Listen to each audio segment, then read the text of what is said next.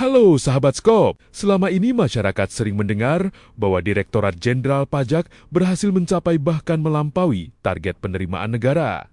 Namun, apakah keberhasilan tersebut benar-benar didukung oleh sistem pengawasan yang efektif? Laporan hasil pemeriksaan Badan Pemeriksa Keuangan atau BPK justru menemukan persoalan serius dalam proses perencanaan pengawasan wajib pajak. Hari ini LSM Skop akan membedah temuan tersebut secara objektif dan menjelaskan mengapa temuan ini penting bagi seluruh rakyat Indonesia. Pertama-tama kita harus mengakui bahwa DJP sebenarnya telah membangun sistem pengawasan yang cukup modern.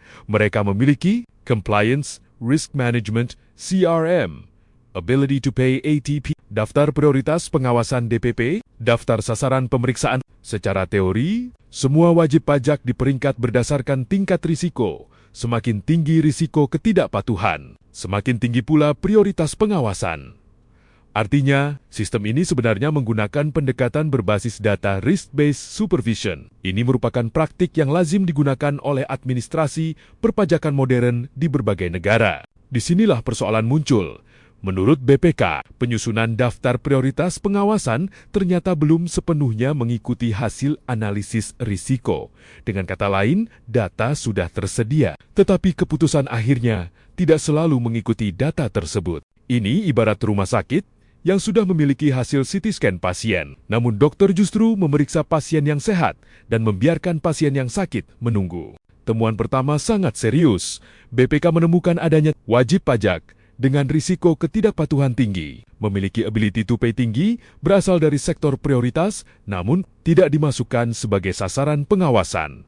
Artinya apa? Justru kelompok yang paling berpotensi menambah penerimaan negara tidak menjadi prioritas. Padahal seluruh indikator menunjukkan bahwa mereka layak diawasi. Sebaliknya, BPK menemukan sejumlah wajib pajak yang risikonya rendah, bahkan ada yang sedang. Kemampuan membayarnya sangat rendah, tidak memiliki data pemicu, tidak memiliki pembayaran tambahan setelah diawasi, tetapi justru masuk ke dalam daftar prioritas pengawasan. Mari kita lihat angkanya. Tahun ke-2024, 38 wajib pajak risiko rendah, 1 wajib pajak risiko rendah, ATP sangat rendah, 5 wajib pajak risiko sedang, 2 wajib pajak risiko sedang ATP sangat rendah. Seluruhnya tetap dijadikan prioritas. Padahal, BPK menyatakan mereka tidak memiliki data pemicu dan tidak menghasilkan pembayaran tambahan. Ini berarti sumber daya pengawasan digunakan kepada sasaran yang relatif kecil manfaatnya. Banyak orang berpikir, ya sudah, hanya salah memilih objek pengawasan.